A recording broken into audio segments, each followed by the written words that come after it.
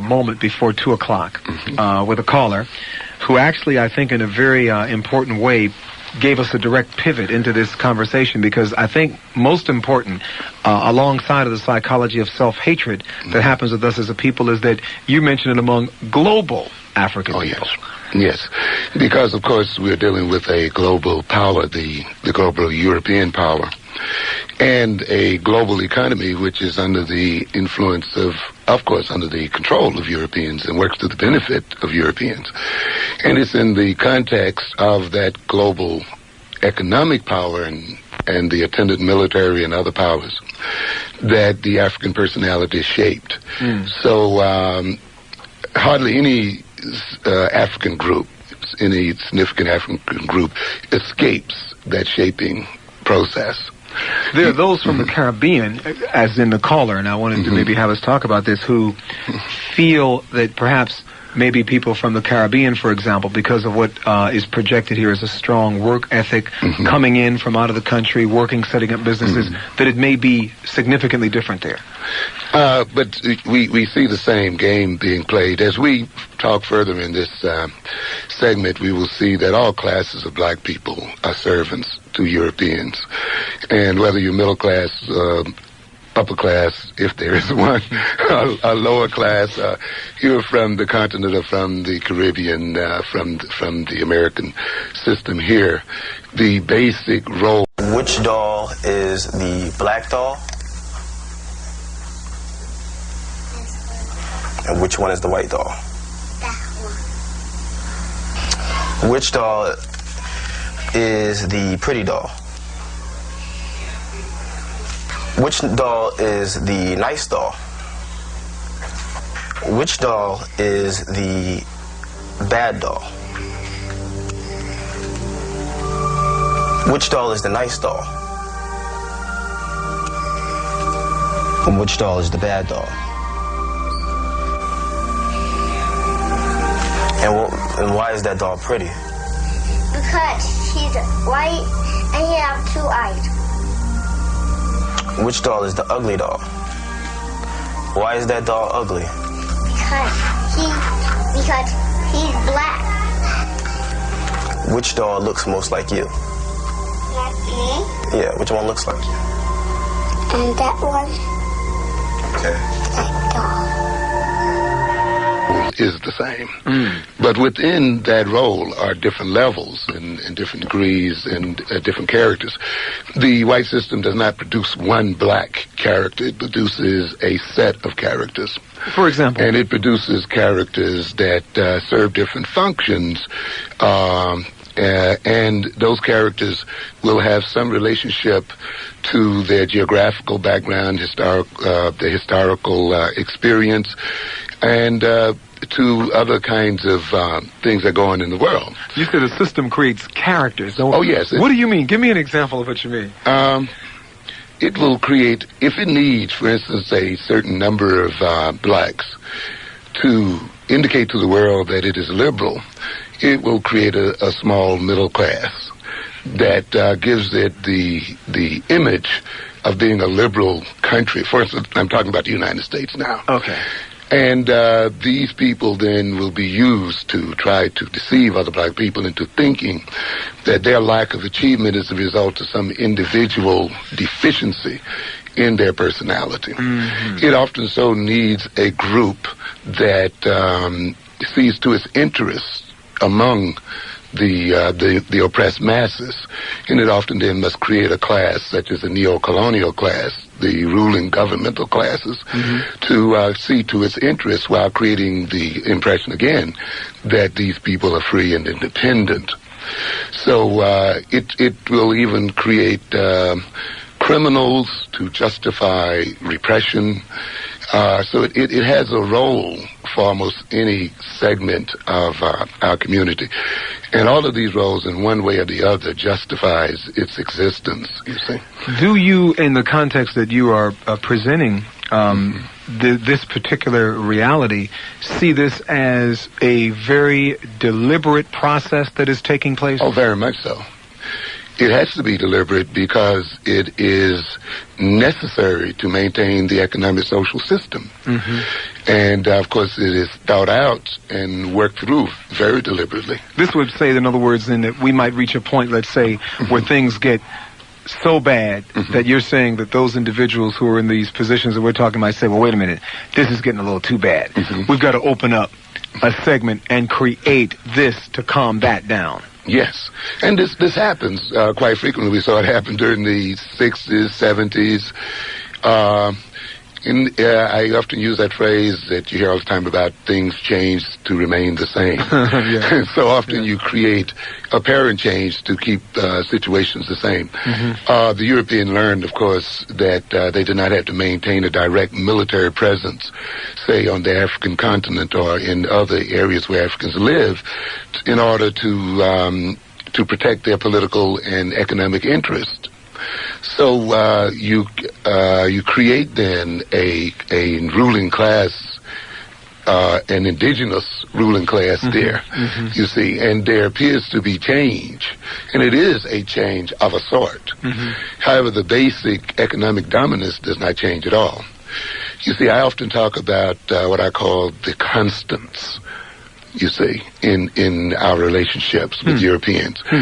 And it's important that we look at the constants, not the superficial changes, you see. Interesting. And often what happens is that first the European makes superficial the African intellect and makes superficial the African intelligence so that the African can be deceived by superficial changes, while the basic and fundamental relationships are not changed at all. Down at the Institute of Technology, I was talking to my students the other day, and I told them that, now you are electrical engineers. But your fundamental relationship to whites is no different from your grandparents who were in slavery, because that fundamental relationship is one of producing profits for your European masters.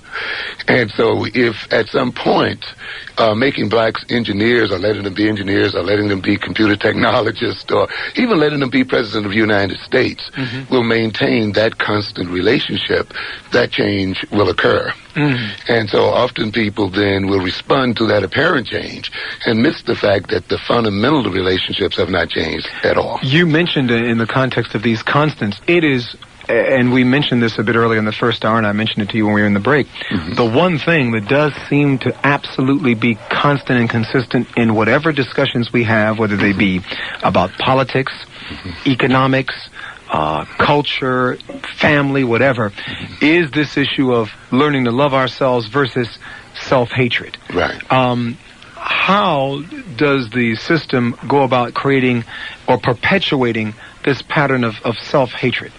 Self-hatred is necessary for the system. I want to lead this segment off by indicating something I say quite often, that in order for this system to maintain itself, it is a political necessity for black people to be out of their minds. And I follow, yes, and I follow this up with the refrain that I am not being rhetorical. I mean that literally. We have to be out of our minds. We cannot be within our basic natural personality. When you have a minority group of people that exploits a vast majority group of people the way our people are exploited along with other people, and those people are exploited without being directly put under the gun, or being directly put into concentration camps, when those people are exploited by just going about what they see as their daily way of living, those people can only be exploited by being out of their minds, by being off-center, off-base. And I try to indicate then one of the fundamental things about a black psychology and African psychology in the context of today's world is that the African psychology must begin from the fundamental assertion that it is a political necessity for black people to be out of their mind. It is a political necessity for black people to be dumb. And that does not excuse even blacks with PhDs and well-educated. And I'll explain that in greater detail later on. you see, as we go along, how dumbness becomes endemic through all class levels of the black community, and how even education itself is an education into dumbness. It is very interesting that you were saying it. I recall that in Richard Pryor's, I guess, peak of success, when he released an album called That Is Crazy. Yeah. The interesting thing about it was when one listened to the content of the things that he was pointing out some very serious things that were part of living in this society. Definitely. But he was saying something in that concept, which was that you did have to operate from the mentality of being crazy to actually function in this space that they had put you in. You could not, the world could not be other than it is unless this were the case. You see, so self-hatred is the central keystone of the whole edifice. Interesting. And almost any behavior that you see our people engaged in that maintains us under the domination of the European is in some way related to self-hatred. And there are a number of methods that are used to produce this state of mind, or what we call self-negation. Things African must somehow be degraded. And even in the name of progress, among us, often progress is brought at the price of course, denaturing ourselves, deculturizing ourselves. In making it in the system, we have to turn loose the culture. You know, I say in my forthcoming book that the African cannot be a slave and an African at the same time. And we cannot be servants of another people and Africans at the same time either, you see. And so, no matter... Wait a minute, we better repeat that, because I heard something there. Say that again now. That we cannot be servants and Africans at the same time, you see.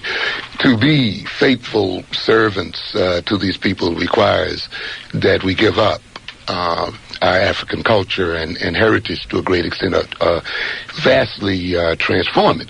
And of course, you see this in graphic terms in the slave camp. You're not going to hold your original language or your religion or cultural values or social organization and relationships, and you see in the slave camp all of these things are ultimately wiped out or at least severely reduced.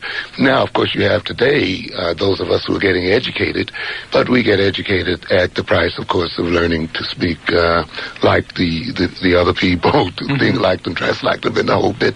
So again, and that is the price for movement, often for what we call social mobility. And so consequently, we often then have to lose vital parts of ourselves and culture in order to move or be mobile in the system itself, which implies often that those characteristics are not worthy of keeping. You know, it's interesting that you're saying this. I had a chance to look last night at a trade magazine, a music trade, which had a picture of a very popular recording artist who is an African-American recording artist, and he was performing, I believe, in Ireland or someplace. And wherever he performed, they had on the little dress, you know, native the dress that they have from their culture. And what was interesting was it occurred to me in seeing this, and the people who had this on were like the record executives from the area. And this was a real thing. They were greeting him in their ethnic apparel. And I thought to myself, the same shot in Africa with something very, very ethnic would produce another kind of reaction. A completely different impression. Often in the process of doing business, as I go downtown, I get immediate reactions when I wear my African cap. You know, it's a whole different thing there. And so I could almost manipulate the behavior of the people I deal with by the way I dress. And if I put on my cap, I get quite a few negative reactions or fear reactions or other kinds of reactions, and it changes the nature of the business that I'm doing often with people. From a hat? Yes, very much so. And I've seen it, boy. But and of course, as I could, if I dress as a European, I have no problem. In fact, it smooths relations of a type. Even in terms of teaching in my previous institutions, if I came in dressed in African garb, it was read by many people as some form of rebellion or other. However, if I came in wearing, of course, European dress, it would indicate, of course, my ambitiousness, my desire to achieve, or something else of that nature. But now there are those who might be in listening say, well, okay, is that fair? What happens if someone from another particular area of the world, any European area, came in their native dress to the college or the campus? Maybe there might be the same reaction. How do you respond to that? If some Europeans came in their native... To lecture or whatever, Well, that's seen as par for the course. And as quite appropriate and in tune. You were attempting to take them into a deeper meaning of your presentation or whatever. Yes. Because, of course, we read clothes, we read images that are given off by clothes. And this is particularly true of African Americans. Because often it has been used to symbolize rebellion on our parts, or symbolize non-acceptance of standard values and approaches, which is extremely anxiety-provoking for whites. You see, because their system, as I indicated earlier, of course, relies upon our acceptance of it and seeking to be a part of it. And when you signal that you may not be this way, and that and there may be others out there like you who are not this way, then there's that system which depends on us being in a certain way is threatened. And you get a fear reaction and a defensive reaction, you see, and quite often an offensive one, because it's an attempt to put back in place what is getting out of place. Of course, it's part of the old thing of keeping one in his place. Because there is a certain place that we must be kept in order for the system to be kept. And this goes back to your statement, we cannot be servants or slaves and Africans at the same time. You cannot. No. Amazing. That's why the system must denature you in various sorts of ways. And certainly deculturize you. Deculturize you, certainly. And in the name of a lot of things. In the name of education, or the name of professionalism, or being joining the mainstream, or whatever. But that's the essence of power, anyway. Yeah. You see, that the group in power is in a position to demand certain behavioral characteristics and certain dress codes and the whole bit. And it's certainly one of those things, of course, is to demand the idea that those people who are in the oppressed position actually hate themselves. For Dr. Amos Wilson and the psychology of self-hatred among global African people. When we return after this at 1190 WLIB.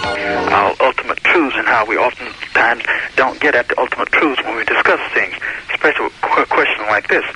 And if I'm wrong, you can tell me. But from the history that I've learned and from what I can deduce from it, the whole thing really got started from the whole idea of the first Bible. Not the first Bible, but the versions of the Bible where you have the Genesis and the curses and all of that. And with the Nicene Council. And coming from there, with the Papal Bull. Pope Martin V and Bishop Las Calles. Yes. See, that really put a stamp on all of it. Let's get a response, perhaps, from Professor Wilson. Definitely the Bible, as it has been used in many instances, has been used to justify many things. And certainly it has been used to justify the enslavement and servitude of black people. Because one of the things you want to do in order to justify yourself if you're a ruler, and also to even justify to the servant his own position, is a source of authority, or a source that is held as an authority by both groups. And since often, at least for the Europeans, the Bible is seen, at least some, as a source of authority and truth, and at the same time by Africans who been held in captivity as such. When one invokes it to justify servitude, it has a very powerful and persuasive effect on both groups and helps to justify it. I don't know whether the Bible was used at the beginning of it, because slavery, of course, has a very long history, even older than the Bible. But certainly the Bible has been a major part, has been used by our enslavers to justify our enslavement. Professor Wilson, would you comment on something that does come up from time to time, this issue related to religion again? There has been, obviously, a question raised by a number of people, nationalists and otherwise, of what the effect is of the worship of a Caucasian Jesus Christ figure in the church, which should be mentioned, operates against the backdrop of a black Madonna within the same religion that it actually is practiced in. Certainly. But the thing that we have to recognize very clearly is that in a racist society, or in a society where people are held in oppression, every institution in that society is essentially going to have the same goal in mind, that is to maintain the status quo. No institution escapes from that. And this is the thing that we have to keep in mind. Religion is an institution of this system. Education is an institution. The family structure is an institution. The justice system is an institution. The economic system is an institution. And each one of those institutions are not there to work against the interests of the people who are in control of them. So it should come as no surprise to anyone that religion will serve the intentions of the people who are in control of it and in control of its interpretation. We should not expect religion to be an exception to the rule. And I often tell, our people, and I try to get across the idea, you see, we have to recognize very clearly that it is through the institutions constructed by a society that society actually creates the personalities and the people and structures the society so that it may maintain its existence. And it is not going to permit an institution to exist that works against its existence. For religion ultimately to exist in many states, it has to become an arm of the state. It cannot, when it is seen as being against state interests, you will see the religious persons being persecuted and destroyed. The Romans stopped persecuting the Christians to a good extent because it ultimately makes Christianity a part of the Roman state, and it functions to serve the state. So this is why we have to recognize when we look at institutions of any kind, that includes the family institution as well, the institution upon which families are based, which we'll talk about in some following program about love. That's supposedly the basis for marriage. We will see, when you look at those institutions in relationship to oppressed people, they will always work in opposition to their names, to their titles, okay? Such that, we're going to talk about the reversal, how black people must be made backwards. We have to be backwards, and our personalities have to be reversed to maintain the system. And it is the institutions that reverse the personality. What do you mean by the institutions in this case? Blacks have to be made dumb by education. Okay? They have to go to school to learn to be dumb. All right?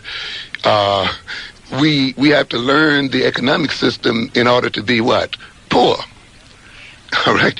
We have to go to the justice system in order to be criminalized. And so you will see we are hooked into the European marriage system to have what? Broken families.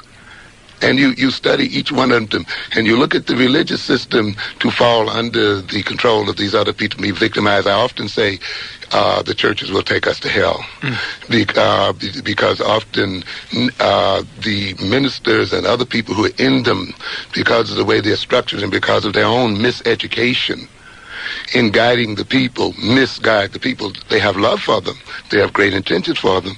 But with wrong knowledge if they're struggling with their own self-hatred, you're not going to be filled with self-hatred and have a distorted mind and guide people properly, no matter how much you love them and how great your intentions are. And therefore, when you build churches based on it, he mentioned the conferences, the Nicene conference, where we know that the Bible was sort of put together, and when you look at schools of theology that interpret the Bible within the context of the European power structure, and you have ministers then who move forward under that theology, despite their love, and despite their intention to get the people into heaven, they will often misguide them into hell. They would have to, given this system, because you see, religion in its true sense is an extremely rebellious situation. Because, first of all, the truly religious person is not a person who falls under the authority of other individuals. One loves God above all else, so that all else has no power. You see? But when you love men, when you love the acceptance of men, the approval of men, status and position, and you need men to love you and all of this kind of stuff, these people are your gods. And you worship them before anything, and therefore you fall under their power. You see, and therefore the truly religious person who loves God better than life cannot be coerced in any kind of behavior, even at the threat of his death. And therefore you have very few really religious people in the world today, you know. WLIB, Professor Amos Wilson is our guest, and you're on the air with him at WLIB. Yes, my brothers, I respect both of you. Thank you. All right, and I'm sitting here and I'm taking all this in, and at the same time I can't help but to think about what happened in Brooklyn with the telephone company, because I feel it's a sabotage thing, and I'll get into that in a little later. And concerning our sense of self-hatred, because I feel it's a retaliation against our boycotting the system, you know, and what better way strategically would be to knock out a phone company, and this way everything else seems to be helpless for the moment. A lot of confusion, you know, and I feel there are some solutions to counter self-hate.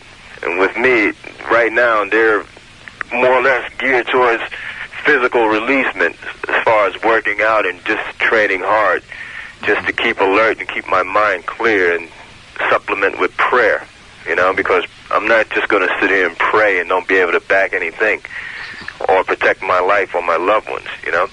And last part, Brother Gary, if you remember, the white man has a God complex, because we need to dwell into that, and we can understand who we are and where we're really coming from, because we're bombarded with the psychic garbage every day with soap operas and everything else. And then you look at this series, America, and that deeply, to me, analyzes the whole situation. I don't see we need to go any further with that, but I do appreciate that this brother is here bringing this out in the light. Thank you very much for the call. He mentions the God complex. Of course, making Jesus white in image is a part of the creation of the God complex. Because, you know, one of the fundamental ways we think as human beings is through what we call associative thinking, associating one thing with another. And, of course, the nationalists and others who've spoken to this issue about Jesus being white are speaking in part to the painting of this image to take advantage of this associative tendency that we have as people. The idea being Jesus being a white man as presented by those pictures, then ultimately means that the divinity of his whiteness is in some way transferred to people with a white skin.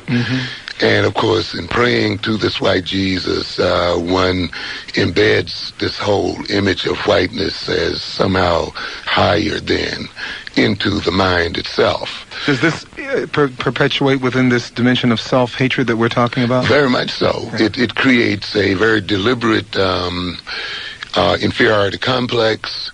And, of course, when you couple that with all of the images that we get on TV and radio, and with the reality, too, of whites being in control, it's not too far distant then to reach the conclusion that these people are in their position because implied in terms of this curse and so forth. It's not difficult for many people, consciously or at least unconsciously, to get the idea that white and divinity go together. And you see this kind of thing. And we'll talk about this more as we talk about the psychology of self-hatred, because it's easy when you look around the world and you see black people suffering everywhere you look, and you see whites in relatively better shape, for some people to reach the conclusion that we are cursed. You see? Exactly. And exactly. This leads to tremendous problems Indeed. in personality. To fall for that image. You know, I've talked with people who look at our condition as I talked about earlier. And you mentioned Garvey, for instance. You'll see in his work, right, he has this realization, you know, everywhere I go, I see the black man at the bottom of the social economic ladder. And many of us are intrigued by this thing. Why is it that everywhere we go, no matter what, even in countries we call our own, we find other ethnic groups and other people often in control of the region? God is white, and as long as God is white, we shall prevail over all other races. Beg your pardon, Professor, but with all this confusion, would you mind repeating?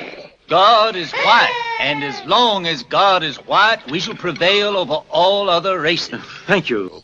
Economy and other things in the country. Now, when you have that when you make that observation, and then you've been cheated of a knowledge of history, such that you may not know of any period of time during which blacks were not in that position. You then may reach the conclusion that, well, we've always been in that position, you see. And there's a logic then that begins to develop. And I've heard people then who, not being knowledgeable of black history, African history, and looking at our current circumstances, then ask them the question, then what happened to us such that we are in the position that we're in today, and such that we, as far as I can read, which isn't very far, because you see, too, the ruling group has controlled the reading, you see. We've always been in this position. And then some individual reach the conclusion then that we must be in this position as a result of having done something wrong as a people some time ago. And of course, up comes the whole mythology of Ham. And the only book often that blacks are really permitted to read to any degree that appears to supply an answer. The Bible, in other words. Yeah. So you're the servant of men, which is what you see yourself in today as a result of the fact that you did this and so, and therefore you are cursed to be in this role. And consequently then you have people who now fall under the psychological weight of this kind of mythology. They will not read often a book like Chancellor Williams that will give them a much more realistic reason as to why we are in the position we are today. It's interesting. I mean, it gets into as you think, so shall you be, indeed. WLIB. Definitely. You're on the air right now with Professor Amos Wilson. Go right ahead, please. Yes, hello. Good afternoon. Yes, hi. You know, it's coincidental that I just started reading Dr. Wilson's book today. Thank you. And I turned the radio on, coming out of school, and I heard it on. Great. Because I'm doing a course in educational, psychology. And, we were studying Skinner's stimulus response theories, which I had a lot of problems with. A question for our guests very quickly, if you can, too. How can you reconcile, Skinner's, stimulus response, theories, with, the self-hatred? Okay. We have just a few seconds before news. Oh, I see. Okay, because I'd like to pursue Why don't we hold in, and we'll ask this caller to stand by. We'll take a break. This was the first phase of his campaign to reorient the minds of his people. Now, he appealed to all Negro, quote-unquote, newspaper publishers and owners to stop carrying skin bleaching and hair straightening advertisements, as they tended to make our people feel that to be somebody, they must try to look like white people. These businessmen became angry with him. They were well paid for pictorial advertisements. Subscriptions cannot, quote, carry a newspaper, and they had no intention to run a paper on sentiment. As the thoughts in the slogan, again, quote, Negro, be yourself, gained more adherents, the tone of the advertisements was changed. So in every phase of life that subjugated their true self, he attacked it. Said he, take down the pictures of white women from your walls and elevate your own women to that place of honor. They are, for the most part, the burden bearers of the race. And mothers, give your children dolls that look like them to play with and cuddle. They will learn as they grow older to love and care for their own children and not neglect them. Men and women, he continued, God made us as his perfect creation. He made no mistake when he made us black with kinky hair. It was divine purpose for us to live in our natural habitat, the tropical zones of the earth. Forget the white man's banter that he made us in the night and forgot to paint us white. That we were brought here against our will is just a natural process of the strong enslaving the weak. We have outgrown slavery, but our minds are still enslaved to the thinking of the master race. Now, take these kinks out of your mind instead of out of your hair. You are capable of all that is common to men of other races. So let us start now to build big business, commerce, industry, and eventually a nation of our own to protect us wherever we choose to live. A beggar race can never be respected. Stop begging for jobs and create your own. Look around you, and wherever you see the need for factories and business, supply it. Stop begging for a chance. Make it yourself, and remember that God helps those who help themselves. Said a Southern woman after she had joined the organization, Garvey is giving my people backbones where they had wishbones. No man had spoken to them like this before. Wherever he went, he stirred something in them so that they could never be the same self-satisfied or happy-go-lucky human beings again. Preachers had told them about the sweet by and by, but he was telling them about the now and now. The good book says that, quote, your just reward shall be in heaven on that great day. But Garvey said, work for it right here and get it here or take it, and then the spiritual reward shall surely come. The words of Marcus Garvey, 1190 WLIB. They ring true today during African History Month, 1987. It's 10 minutes after the hour, 3 o'clock. You're inside of the GBE. I'm Gary Bird. We'll come back with our guest, Professor Amos Wilson, and the psychology of self-hatred among global African people. Our topic is the psychology of self-hatred among global African people. Our guest, Professor Amos Wilson, professor of psychology at the New York Institute of Technology and also at the College of New Rochelle. He's also author of the book, The Developmental Psychology of the Black Child. Professor Wilson, we had a guest who, or rather a caller just a few moments ago who raised an area with Skinner, I do believe.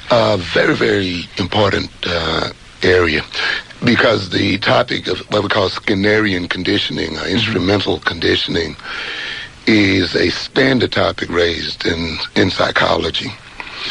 The essence of Skinnerian conditioning, or sometimes SR psychology, particularly of Skinner's type, named after B.F. Skinner, Harvard professor, who didn't so much discover new principles as just codify ways of behaving and consequences that already existed.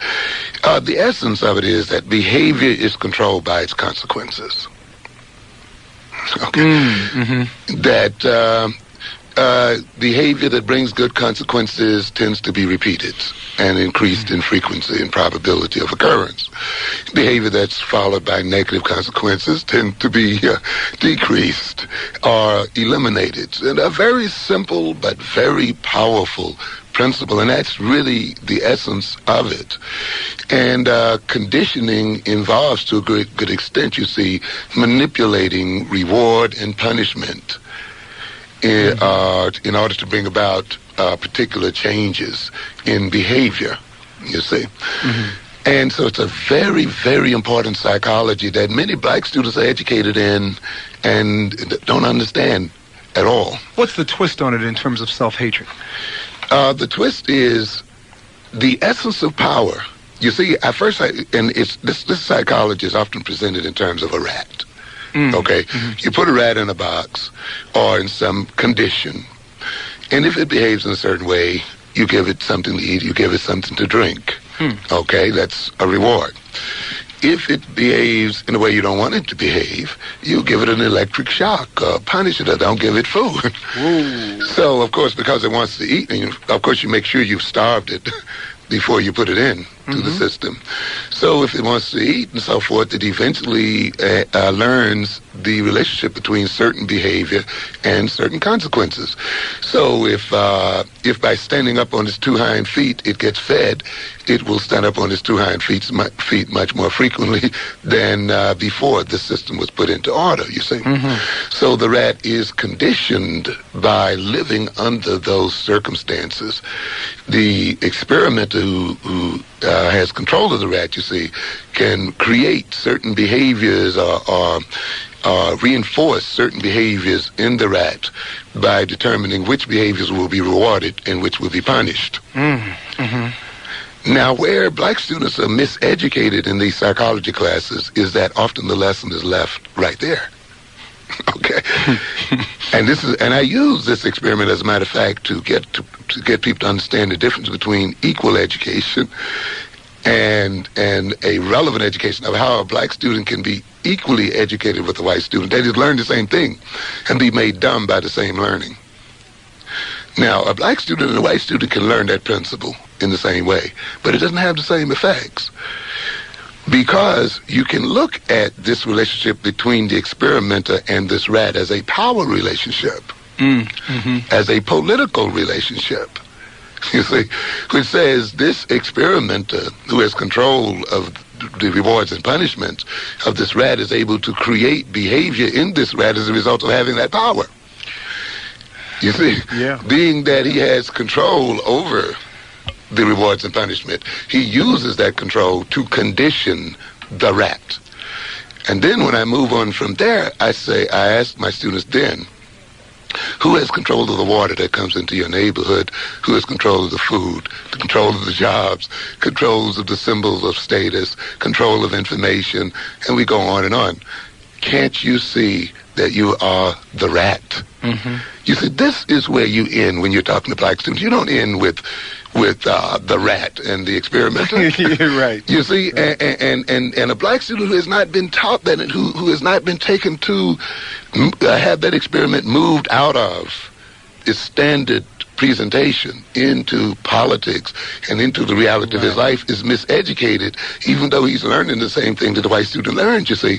And this is why I try to get across to the people. You must understand, having people learn the same thing a white student learned is not going to get you out of your condition. Now then, you have to look up on then, if you look up on the Harlems, the Bed-Stuys, even whole nations where blacks live in the world today, they are boxes. And we are rats in them. And when you see the IMF and the United States banks and the other European countries manipulating reward and punishment, selling weapons and creating wars and doing all of these kinds of things, you have in principle the same thing, you see. And just as that rat's behavior is being created by the manipulation of reward and punishment, the behavior and attitudes of black people are being created by the control of Europeans of rewards and punishment. This is the essence of power. The essence of power is the ability to selectively reward and punish what you want. Now, how does this relate to self-hatred? I hate to hold your people up, but I just want to, because this is a vital topic in psychology, and black students should deal with this topic very thoroughly because there's deep implication. When this is talked about, often the black student identifies himself with the experimenter, and the experimenter is a white man. And it's when you identify with him because he's a human being, and the other thing is a rat. But when you identify with that experimenter, you're misidentifying yourself. You see, when the white student identifies himself with the experimenter, his identity is closer to reality, you see. And so in learning the same thing, his racial position is reinforced, even though it appears that he's getting the same education, you see. And people must learn the difference between so-called equal education. Getting equal education for black students is not getting them to learn the same thing white students are learning. And we're going to have to understand this. So then just as that conditioning situation presented by Skinner is what we call a rat in the box, the nations where our people's lives are controlled through the manipulation of Europeans is what we can call a nigger box. It is where Africans are created into niggers as a result of the manipulation of reward and punishment by Europeans. We have to keep that in mind. How do you create self-hatred then? Certain of that rat's behavior is associated with reward. with pleasure, with good feelings, with security, with love, if you want to call it that, you see. So whenever he performs that, he moves toward that behavior, and he emits that behavior because it brings those rewards. Or he emits that behavior because it helps him to escape from pain, from hunger, from fear, from insecurity. You see, and that's another method used in these Skinner boxes, you see, where if we don't reward the animal, we permit him to escape pain. Okay, now then, let's... All right, now, there's one other thing. I saw echoes of slavery in my mind on that. Definitely. Yeah, and this is going to go back now to drug behavior and everything else we'll get to, later on. Now, self-hatred, and this goes back to the first statement I made as one of the first methods that's used to breed self-hatred. Remember, the association of innate and personal and group characteristics with negative feelings and so forth. So then, how do you create self-hatred? You make everything that you innately are negative and painful. So that being black is made to be painful. Being African is made to be painful, you see. Identifying yourself as an African means you don't get rewarded. It means you go hungry. It means you don't get accepted, you see. And so by stacking all of these negatives onto African characteristics, it motivates the African to escape his characteristics and seek relief through that escape. There's something that came up that is just such a graphic illustration of what you're saying in an advertising campaign that never made Madison Avenue.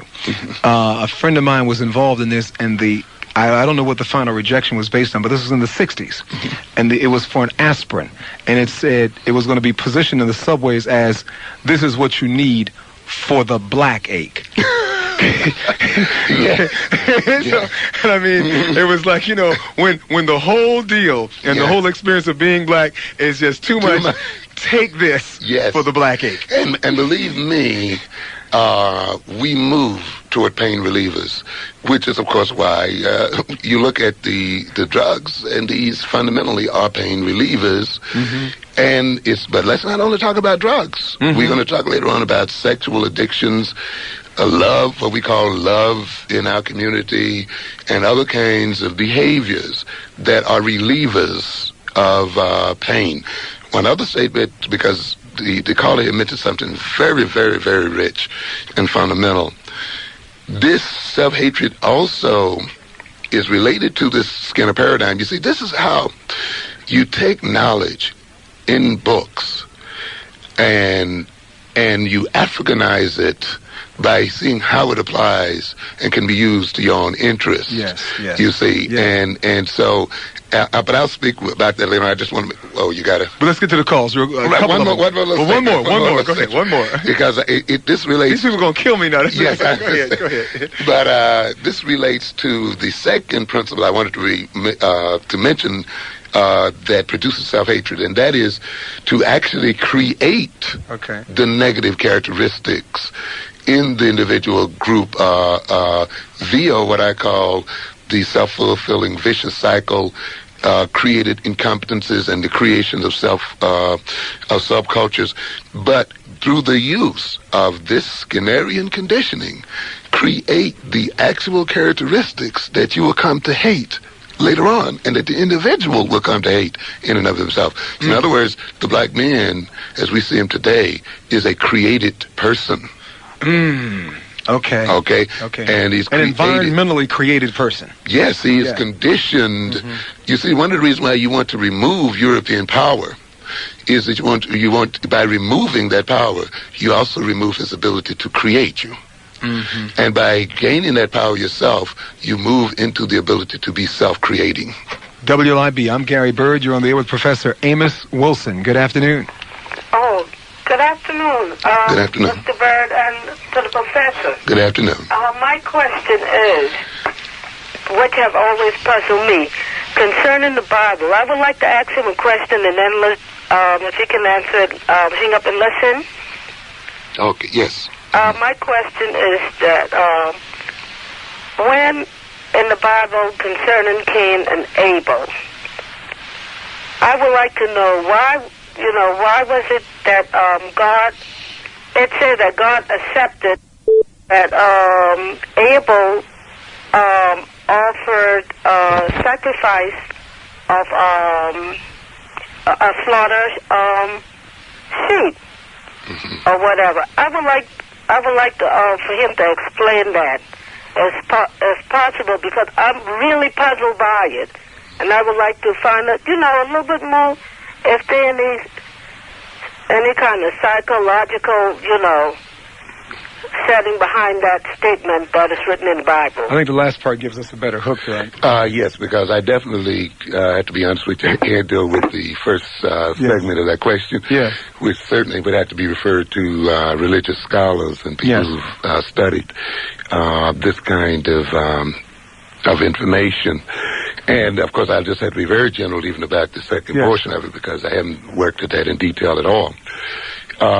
Except to say, apparently, it depends on how you see this Bible being written. I mean, if you see it as the Word of God, that's a whole other thing. Mm-hmm. If you see it, though, as being written by people, as many books are written to justify certain social systems and political systems, then at least I would take a guess that it's written in this way to perhaps justify sacrifice as a way of giving praise to God, and rather than the other way around. But that's as far as I can really take that issue.